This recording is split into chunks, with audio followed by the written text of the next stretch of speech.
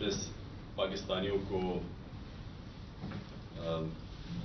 पहले तो खुशामदीद कहता हूँ, और जो हमारा लॉन्ग मार्च चल रही है, मैं जितने भी लोग आज हमारे लॉन्ग मार्च में 3 शहरों में निकले हुए हैं, मैं आज आप सबको भी सलाम करता हूँ। देखिए, आज मैं सबसे पहले तो जिधर मैं कल बात खत्म की थी उधर से ही शुरू करता हूँ। आज जो रेटिंग आई है पाकिस्तान की, और ये रेटिंग बाहर से होती है, और वो रेटिंग ये होती है कि पाकिस्तान क्या अपने कर्जों की किस्तें वापस कर सकता है। इसको कहते हैं डिफॉल्ट रिस्क। तो आज जब आप सुबह जब देखें, आपको पता चलेगा कि कल 75% पाकिस्तान की डिफॉल्ट की रिस्क थी, आज वो 80% पे पहुंच गई। यानी कि बाहर के लोग, बाहर के बैंक्स, बाहर के सरमायाकार, उनको अब यह बताया जा रहा है कि जब 80% एक मुल्क की डिफॉल्ट की रिस्क का मतलब कि वो 80% चांस है कि वो अपने कर्जों की किस्तें वापस नहीं कर सकते, तो ये सारे पाकिस्तान के लिए लम्हा फिक्र है। क्योंकि इसका मतलब क्या है? सबसे पहले इसका मतलब यह है कि कोई भी बाहर के बैंक, कमर्शियल बैंक पाकिस्तान को पैसे नहीं देंगे। अब पाकिस्तान का मसला क्या है कि हमें अपने कर्जों की किस्तें देनी है डॉलर्स में। पाकिस्तान के पास डॉलर्स कम है और कम होते जा रहे हैं, क्योंकि जो बाहर से आमदनी आनी थी पाकिस्तान की एक्सपोर्ट्स के जरिए, जो हम जब छोड़ के गए थे, रिकॉर्ड एक्सपोर्ट थी 32 अरब डॉलर पे, और जो रेमिटेंसेस आती है यानी बैरून मुल्क पाकिस्तानी जो अपना पैसा भेजते हैं पाकिस्तान डॉलर्स में, वो भी रिकॉर्ड था 31 अरब डॉलर पे। तो वो दोनों एक्सपोर्ट्स भी नीचे आ रही हैं, बैरून मुल्क पाकिस्तान की रेमिटेंसेस भी नीचे आ रही हैं। तो आमदनी कम हो रही है, लेकिन जो कर्जे हैं वो बढ़ते जा रहे हैं। लेकिन हमारे पास जो कर्जों की किस्त देने के लिए अब हमें बाहर से कर्जे चाहिए, क्योंकि हमारी आमदनी है नहीं। तो अगर हमारी आमदनी नहीं है और हम बाहर से जब मांगेंगे कर्जे किस्तें वापस करने के लिए, तो बाहर के बैंक, जब उनको पता चलेगा कि 80% चांस है कि पाकिस्तान अपने कर्जे वापस नहीं कर सकता, तो बाहर के बैंक पैसे नहीं देंगे। और जब वो पैसे नहीं देंगे तो पाकिस्तान का खतरा यह है कि हम डिफॉल्ट कर जाएंगे। डिफॉल्ट का मतलब क्या है? मैं फिर कल भी मैंने बताया, मैं फिर आप सबको बताना चाहता हूं। डिफॉल्ट का मतलब है कि हम अब जब नहीं दे सकते अपने कर्जों की किस्तें, तो इसका मतलब कि सबसे पहले पाकिस्तान के रुपए के ऊपर प्रेशर पड़ेगा, और लोग फौरी तौर पे लोग देखना शुरू हो जाएंगे कि पाकिस्तान का रुपया अब गिरेगा। तो जब पाकिस्तान का रुपया गिरेगा तो अभी से ही लोग डॉलर खरीदना शुरू हो जाएंगे। और इससे क्या होगा? अगर हम डॉलर खरीदना शुरू हो गए, तो जिसने फैक्ट्रियां बनानी है, कारखाने बनाने हैं, पाकिस्तान में लगाने हैं, जिससे नौकरियां मिलेंगी, दौलत में इजाफा होगा, तो वो रुक जाएगा। कि वो समझेगा कि मैं अपने, और खास तौर पे बाहर जो लोग बैठे हुए हैं, कि मैं अपने डॉलर पाकिस्तान के रुपए में क्यों बदलूं जबकि रुपए ने गिरते जाना है। तो कारखाने से मुझे कितना पैसा मिल जाएगा? अगर मैं डॉलर ही रखूं तो वो डॉलर वैसे ऊपर चल जाता जाएगा। तो लिहाजा वो सरमायाकारी रुक जाती है। मुल्क के अंदर भी लोग डॉलर खरीदना शुरू हो जाते हैं, बजाय वो पैसा सरमायाकारी पे लगाने के लिए। तो ये क्यों हमारे लिए लम्हा फिक्र है? क्योंकि इसका मतलब ये कि पाकिस्तान अब उधर जा रहा है जिधर डिफॉल्ट होने की वजह से रुपए पे प्रेशर पड़ेगा, रुपया गिरेगा। जब रुपया गिरेगा फिर क्या होगा? महंगाई बढ़ेगी। तो आगे ही महंगाई आज ज्यादा है, तो जब रुपया मजीद गिरेगा तो और महंगाई बढ़ जाएगी, और जब महंगाई बढ़ेगी गुर्बत बढ़ जाएगी। 5 करोड़ पाकिस्तानी हैं जो गुर्बत की लकीर के नीचे हैं, और उसके ऊपर 5 करोड़ पाकिस्तानी हैं जो अगर इसी तरह महंगाई बढ़ती गई, जो बढ़ती जा रही है, तो वो भी गुर्बत की लकीर के नीचे चले जाएंगे। उसका मतलब यह कि 2 वक्त की रोटी नहीं खा सकेंगे। तो एक तरफ माइशत नीचे जा रही है, दूसरी तरफ मैं आपको बताना चाहता हूं कि आज ज़राअत में क्या हो रहा है। جو ہماری آبادی ہے دیہات کی آبادی اور تقریباً ہماری ایک تقریباً آدھی آبادی بالکل زراعت کے اوپر گزارا کرتی ہے. تو میں یہ آج آپ کو ذرا زراعت کی جو میں نے حکومت کی ایک کمیٹی ہے فائنانس کمیٹی آن ایگریکلچر, میں ذرا اس کی رپورٹ دینا چاہتا ہوں کہ انہوں نے اب وہ کیا کہہ رہے ہیں. وہ کہہ رہے ہیں کہ اس سال جو کپاس ہے وہ 25% کم ہوگی, 25% کپاس ہماری کم ہوگی, مکئی 3% کم ہوگی, گنا 8% کم ہوگا. جو پھر ہمارے لیے ایک آگے فکر کی چیز ہے وہ یہ کہ چاول 40% کم ہوں گے, یا اگلے سال چاول 40% کم ہوں گے, مرچیں 54% کم ہوں گی. اور یہ ہے ہماری اپنی گورنمنٹ کی فائنانس کمیٹی آن ایگریکلچر. اب یہ کیوں ہوا ہے, یہ کیوں کم ہو رہی ہیں؟ یہ اس لیے کم ہو رہی ہیں کہ اب ذرا آپ کو میں قیمتیں بتاؤں کہ ٹریکٹر کی پچھلے 5 مہینے میں جو ٹریکٹر کی سیل ہے وہ 45% کم ہو گئی ہے. اور پھر جو ڈی اے پی ہے, ڈیپ ہے, جو کہ کھاد ہے ایک, وہ 75% کم ہو گئی ہے. یوریا کھاد 8% کم ہو گئی ہے. پوٹاش کھاد 85% کم ہو گئی ہے. ڈیزل جو لوگ کسان خرچ کرتا تھا 22% کم ہو گیا. یہ کیوں ہوا ہے؟ ان کی قیمتیں بڑھ گئی ہیں. کیونکہ جو کسان استعمال کرتا ہے جو چیزیں جس کی وجہ سے پیداوار بڑھتی ہے, یوریا, ڈیزل, کھادیں, ان ساروں کی قیمتیں بڑھ گئی ہیں. کیونکہ ان کی قیمتیں بڑھ گئی ہیں, ہمارا اس وقت زراعت کے اندر یہ جو میں نے فصلیں بتائی ہیں یہ ساری ان کی جو پیداوار ہے وہ کم ہو گئی ہے. اور یہ زراعت کا حال ہے.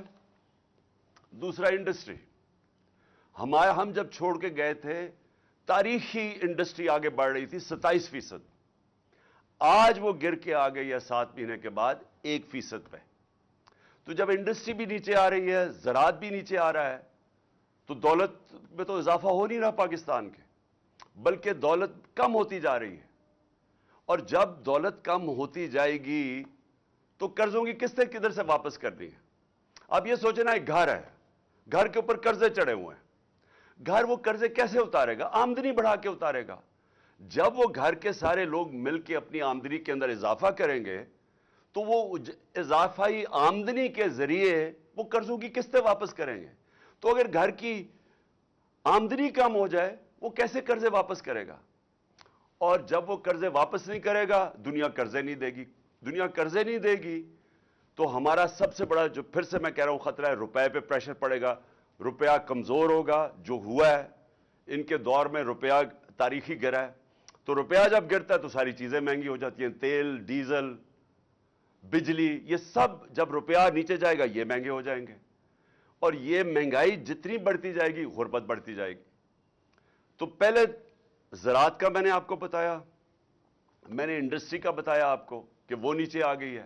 اس کا مطلب بے روزگاری بھی بڑھ رہی ہے, مہنگائی بھی بڑھ رہی ہے. 50 سال میں سب سے زیادہ مہنگائی ہوئی ہے. اب عموماً تو حکومت کو فکر کرنی چاہیے, حکومت کی تو سب سے زیادہ زور لگنا چاہیے کہ جو معاشی بحران آ رہا ہے, یہ جو آگے تباہی آ رہی ہے, حکومت کو تو سارا وقت اس کے اوپر زور دینا چاہیے. لیکن حکومت کیا کر رہی ہے؟ حکومت سب سے پہلے یہ کوشش کر رہی ہے کہ ان کی جو کرپشن کے کیس ہے وہ ختم کیسے ہوں. یہ کبھی کسی ملک کے اندر ایسے نہیں ہوا کہ 1100 ارب روپے کے کرپشن کے کیس ہیں جو نیب میں پڑے ہوئے تھے, 1100 ارب روپے کے. اور انہوں نے اسمبلی میں بیٹھ کے قانون پاس کیا ہے جس سے ان میں ہر کسی کے جو بڑے بڑے ڈاکو ہیں ان کے کرپشن کیس ختم ہو رہے ہیں. اب تو سب سے بڑا ان کا کارنامہ یہ ہے کہ جب سے یہ آئے ہیں انہوں نے قانون بنایا ہے, اپنے آپ کو NRO دے دیا ہے, ان کے کرپشن کے کیسز ختم ہوتے جا رہے ہیں. قوم کو 1100 ارب روپے کا نقصان ہو رہا ہے. انہوں نے وہ جی عمران ہر کوئی شوشہ چھوڑتے ہیں, وہ صرف وہ ہوتا ہے کہ ایک ان کی جو چینل ہے جیو اس کے ساتھ مل کے پروپیگنڈا کرتے ہیں کہ جی وہ گھڑی ہے, وہ گھڑی کے اوپر تو میں یہ کہہ دوں کہ میں ان کو امریکہ میں بھی اب کیس کر رہا ہوں, برطانیہ میں بھی کر رہا ہوں, دبئی میں بھی کر رہا ہوں, اور میں وہ اس لیے کر رہا ہوں کہ وہاں تیزی سے کیسز ہوں گے, اور انشاءاللہ یہ میں ان کو ایکسپوز کروں گا کہ یہ جو اب آزادی صحافت کے نام پہ یہ جو میڈیا ہاؤسز بنے ہوئے ہیں, ان کی یہ ایجنڈوں پہ کام کرتے ہیں, یہ وہ لوگوں کے ساتھ مل کے بلیک میل کرتے ہیں, اور یہ انشاءاللہ مجھے انہوں نے ایسا موقع دیا ہے کہ میں اب باہر کی عدالتوں کے اندر ان کو ایکسپوز کروں گا جو انہوں نے یہ فراڈ کے ساتھ میرے اوپر یہ جو الزامات لگائے ہیں. لیکن کہاں یہ چند کروڑ کی بات جو اٹھا دی اتنی, اور کہاں 1100 ارب روپے کے کیسز معاف ہو رہے ہیں ان کے, اور شہباز شریف کے اور بیٹوں کے اوپر 16 ارب روپے کا وہ کیس ہے جو کہ ایف آئی اے کے اندر وہ 4 گواہ مر چکے ہیں, ایک انویسٹیگیٹر مر چکا ہے, اس کے اوپر کوئی بات نہیں ہو رہی. اس کے کیس وہ آرام سے اپنے اوپر ایف آئی اے کا اپنا آدمی بٹھا کے وہ کیس ختم, نیب کا اپنا آدمی بٹھا کے 8 ارب روپے کے نیب کے کیس تھے جو ٹی ٹی کیس تھے, جو جعلی نام پہ انہوں نے پیسہ منگوایا تھا پاکستان, وہ اپنا آدمی بیٹھ کے اب وہ کیس ختم ہوگا. زرداری کے کیس وہ ختم ہوں گے. اومنی گروپ جس نے 9 ارب روپے کی پلی بارگن کی تھی, مطلب یہ کہ انہوں نے اومنی گروپ جو زرداری کے ساتھ ہے انہوں نے کہا کہ ہاں ہم نے کرپشن کیا ہے اور 9 ارب روپے ہم واپس کرتے ہیں, لیکن انہوں نے جو نئے قانون بنائے ہیں اب یہ ہو سکتا ہے کہ وہ 9 ارب روپیہ گورنمنٹ کو واپس کرنا پڑے ان کو, کیونکہ انہوں نے قانون ہی ایسے بنا دیے ساروں کو اپنے آپ کو بچا لیا ہے. اور وہ جو ایونس فیلڈ ہے, جو پینما کے پیپرز کے اندر جو انکشاف ہوا تھا کہ لندن کے بڑے بڑے 4 محلات مریم کے نام پہ ہیں, تو وہ بھی اب سارا کیس ختم ہو گیا ہے. اور وہ جو حسن شریف ہے جو 10 ارب روپے کی پراپرٹی لندن میں 1 ہائیڈ پارک میں ہے, اس کے اوپر بھی اب کوئی نہیں پوچھے گا. اور یہ ان کا اصل میں آنے کا مقصد تھا, اپنے کیس ختم کرنے کے لیے. اور دوسری چیز کہ یہ پھر بلون چھوڑتے ہیں کہ جی دیکھیں اس کے توشہ خانہ ہو گیا اور فورن فنڈنگ ہو گئی, اور میڈیا ان کے ساتھ مل کے اس کو اٹھاتا ہے. ان کا میڈیا کبھی یہ بات نہیں کرے گا, یہ جو میں کہہ رہا ہوں کہ اس ملک کی تاریخ کا سب سے بڑا ڈاکہ پڑ رہا ہے, 1100 ارب روپے کے اپنے کیس معاف کروا رہے ہیں, اور اسی لیے یہ آئے تھے. ملک کا دیوالیہ نکال دیا ہے. 5% تھی پاکستان کی ڈیفالٹ کی رسک, یعنی جب ہم تھے مارچ کے اندر یہ جو نو کانفیڈنس سے پہلے, تو پاکستان اپنے قرضوں پہ کتنا ڈیفالٹ کرتا ہے, وہ 5% تھی, آج 80% ہے. ان کے آنے سے 80%. اب جب چانس آ گئی تو میں نے آپ کو بتا دیا ہے کہ یہ دنیا کے اندر پیغام چلا گیا ہے کہ پاکستان کا اب دیوالیہ نکلنے لگا ہے. میں نے ایک سمیع ابراہیم کے ساتھ پروگرام کیا تھا 6 مہینے پہلے, میں نے پیشن گوئی کی تھی.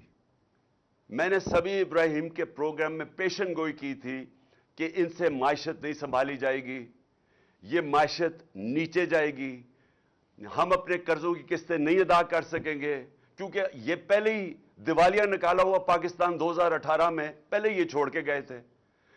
جب یہ 99 میں گیا تھا نواز شریف, تب پھر دیوالیہ نکلا ہوا تھا پاکستان کا. تو انہوں نے تو کبھی بھی ٹھیک نہیں کیا, انہوں نے تو تباہ کر کے گئے ہیں. تو اب انہوں نے آگے کیسے ٹھیک کرنا تھا؟ تو میں نے تب یہ کہا تھا کہ ملک ادھر پہنچ جائے گا جدھر ہم ڈیفالٹ کی طرف نکل جائیں گے. اور اس کے بعد میں نے ایک اور چیز کہی تھی کہ جو نیشنل سیکیورٹی ہے, ملک کی سلامتی ہے, وہ داؤ پہ لگے گی. کیونکہ جو لوگ ہمیں نکالیں گے اس سے ڈیفالٹ سے, میں آج آپ کو کہہ رہا ہوں کیونکہ میں 3.5 سال اقتدار میں رہ چکا ہوں, اور میں ان کو ویسے بھی جانتا ہوں, ان لوگوں کو جن کے پاس ہم جائیں گے ہاتھ پھیلا کے کہ جی اب ہماری مدد کریں, ہمیں نکالیں اس میں سے. میں آج آپ کو کہہ رہا ہوں انہوں نے ایک چیز ڈیمانڈ کرنی ہے, اور جب وہ ڈیمانڈ کریں گے اس ملک کی نیشنل سیکیورٹی کے اوپر بہت بڑا کمپرومائز ہوگا. اس لیے میں نے 6 مہینے پہلے کہا تھا, اور جب میں نے یہ کہا انہوں نے کہا عمران خان کے اوپر غداری کے کیس بننا چاہیے, اور آج وہ ہم ادھر آ کے کھڑے ہو گئے. مجھے ایک اور خوف ہے, مجھے خوف یہ ہے کہ انہوں نے ملک سے بھاگ جانا ہے, کیسز اپنے معاف کروا کے معیشت سے سنبھالی نہیں جانی، انہوں نے ملک سے باہر بھاگ جانا ہے۔ اور اس لیے جو سارے کام کر رہے ہیں اپنے کیسز ختم کروانے کے لیے جو کر رہے ہیں،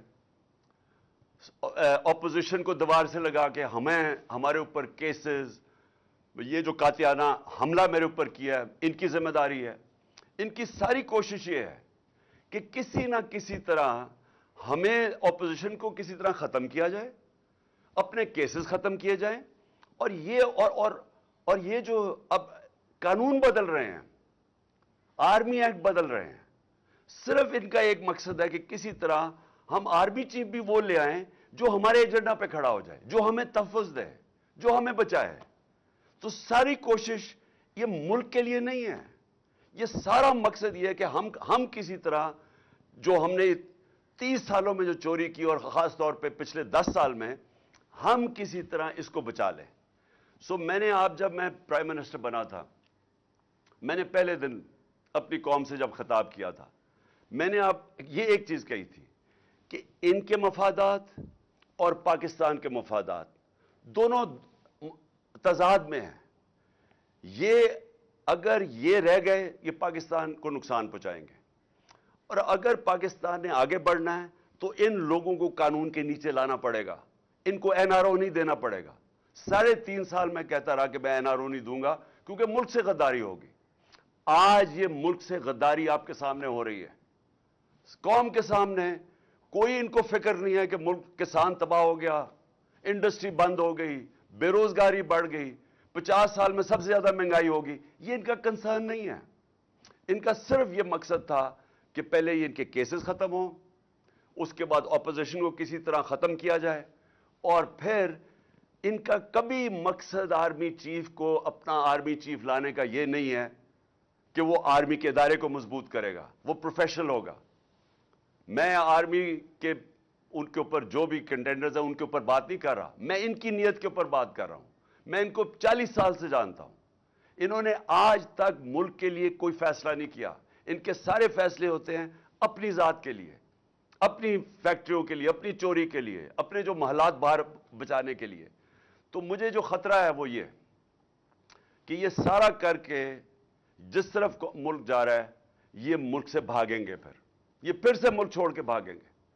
اور ایک ہی طریقہ ہے ملک کو اب مزید تباہی سے بچانے کا، اور وہ ہے صاف اور شفاف الیکشن۔ اس کے علاوہ کوئی دوسرا طریقہ نہیں ہے۔ اور یہ جو ہماری مارچ ہے، یہ صرف یہ ہے، قوم بتانا چاہتی ہے، قوم ایک پیغام دینا چاہتی ہے۔ یہ جو مارچ کے ذریعے قوم یہ بتانا چاہتی ہے کہ یہ جو لوگ 30 سال سے ہمارے اوپر مسلط ہوئے اور لوٹا انہوں نے، قوم اب ان کو نہیں ایکسپٹ کرتی۔ قوم ان کے ساتھ متحد ہے۔ الیکشنز میں بار بار قوم نے بتایا کہ ہم ان کے ساتھ نہیں کھڑے۔ 37 الیکشنز، بائی الیکشنز میں سے 29 جیتی ہے تحریک انصاف، جب ان کے ساتھ پورے اسٹیٹ مشینری بھی کھڑی تھی، ساری جماعتوں نے مل کے ایک ٹکٹ پہ الیکشن لڑا، جو اسٹیبلشمنٹ تھی وہ بھی ان کے ساتھ کھڑی تھی، اس کے باوجود یہ ہارے ہیں، کیونکہ قوم نے پیغام دیا کہ آپ جو مرضی کر لیں، ہم آپ کو کبھی تسلیم نہیں کریں گے۔ اور یہ جو انہوں نے آخر میں یہ جو کوشش کی، جو مجھے قتل کرنے کی، اس کے پیچھے کیا ہے؟ یہ سمجھ بیٹھے ہیں کہ اب ان کو جو مرضی کر لو، آپ کیسز، ڈسکوالیفیکیشن، دہشت گردی کا کیس، یہ جو مرضی کر لیں، ان کو پتا ہے کہ یہ اب تحریک انصاف کو نہیں روک سکتے۔ لہٰذا کوشش یہ ہے کہ کسی طرح عمران خان کو راستے سے ہٹایا جائے۔ اور یہ جو واردات کی گئی تھی، یہ ان 3 لوگوں نے کی تھی۔ یہ 3 لوگ اس کے اندر شامل تھے، اور میں نے تینوں کے نام دے چکا ہوں، جس میں شہباز شریف، یہ جو ہے رانا ثناء اللہ، دونوں ماڈل ٹاؤن کے اندر دونوں نے دن دہاڑے لوگوں کو قتل کروایا تھا۔ ابھی تک کیس پڑا ہوا ہے، اور اگر کاش کہ اس کیس کا اگر فیصلہ ہو جاتا تو یہ ان کی جرت نہ ہوتی آگے یہ کرنے کی۔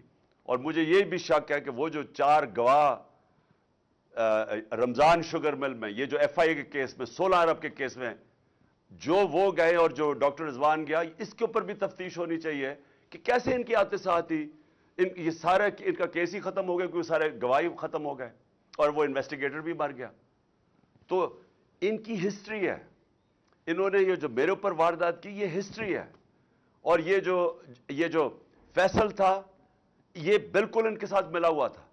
اور میں انشاءاللہ یہ چیف جسٹس سے ڈیمانڈ کرتا ہوں کہ جب بھی آپ انویسٹیگیٹ کریں گے, کیونکہ انویسٹیگیشن تو اب صرف چیف جسٹس کے نیچے ہو سکتی ہے, یہ ثابت ہوگا کہ یہ تینوں نے مل کے یہ پلان کیا تھا میرے اوپر, اور صرف اس لیے کہ کسی طرح یہ عمران خان راستے میں کھڑا ہے, این آر او یہ نہیں دیتا, یہ ہماری کرپشن کے اوپر پیچھے نہیں ہٹے گا, تو اس لیے اس کو راستے سے ہٹایا جائے. تو قوم کو آج میں یہ کہنا چاہتا ہوں کہ یہ ہے فیصلہ کل مرحلہ اس قوم کا. یہ جو ہماری مارچ ہے, یہ جو وقت ہے پاکستان میں, انگریزی میں اس کو ڈیفائننگ مومنٹ کہتے ہیں. ہماری تاریخ کے اندر یہ وہ وقت آ گیا کہ ہم اپنے ملک کا راستہ بدل سکتے ہیں. اگر قوم جب کھڑی ہو جاتی ہے, جب قوم فیصلہ کر لیتی ہے کہ ہم نا انصافی نہیں برداشت کریں گے, ہم ظلم نہیں برداشت کریں گے, وہ قوم اپنے آپ کو آزاد کر دیتی ہے. اور اللہ نے اس کو جہاد کہا ہوا ہے کہ ظلم اور نا انصافی کے اوپر اس کا حکم ہے ہمیں کہ آپ کھڑے ہوں اس کے خلاف. اس ظالم اور ظلم خوف کے بت کے سامنے نہ جھکو, کھڑا ہو اس کے سامنے, اور تب اللہ قوموں کو آزاد کرتا ہے. کبھی بھی وہ قوم جو نا انصافی کو برداشت کر لیتی ہے اور اس طرح کے چوروں کو اپنے اوپر برداشت کر سکتی ہے, کبھی اس قوم کو کوئی مستقبل نہیں ہوتا. وہ مقروض ہی رہتی ہے, وہ ہمیشہ غریب ہی رہتی ہے. وہ قوم, اس کا کبھی پرواز اوپر نہیں جاتی. اور ہمارا ملک تو بڑا ایک عظیم خواب کا نام تھا. ہمارا وہ خواب تھا جو ہم نے ایک مثالی اسلامی فلاحی ریاست بنانی تھی مدینہ کے طرز کے اوپر, اور ہم نے وہ اصولوں پہ کھڑا کرنا تھا جس کا سب سے بڑا اصول عدل اور انصاف تھا. اور ہم اسی اصول سے بہت دور چلے گئے ہیں, اور اسی وجہ سے آج ہمارا ملک ترقی نہیں کر سکا. تو اس لیے یہ جو مارچ ہے حقیقی آزادی کی مارچ, یہ دراصل ہم اپنے آپ کو انصاف کے ذریعے آزاد کرنا چاہتے ہیں. یہ جو طاقتور ہے, جو قانون کے اوپر چلا جاتا ہے, وہ سمجھتا ہے کہ اس کے نیچے قانون ہی نہیں ہے. میں پاکستان کا ex prime minister F I R نہیں درج کروا سکا کیونکہ وہ طاقتور ہیں.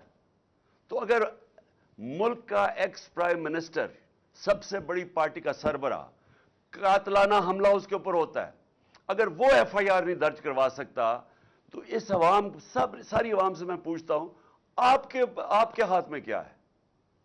اس کا مطلب کہ جب عوام طاقتور کے سامنے آئے گی تو وہ تو کبھی جیت سکتی نہیں ہے کیونکہ انصاف ہی نہیں ہے. تو یہ جو آپ نکل رہے ہیں, پہلے تو میں پھر سے آپ سب کو سلام کرتا ہوں, لیکن دوسری چیز میں یہ کہنا چاہتا ہوں کہ یہ جب جدوجہد کرتے آپ انصاف کے لیے, یہ پھر اس کی پیچھے نہیں ہم مڑ کے دیکھتے, ہم اپنی کشتیاں جلا کے جدوجہد کرتے ہیں.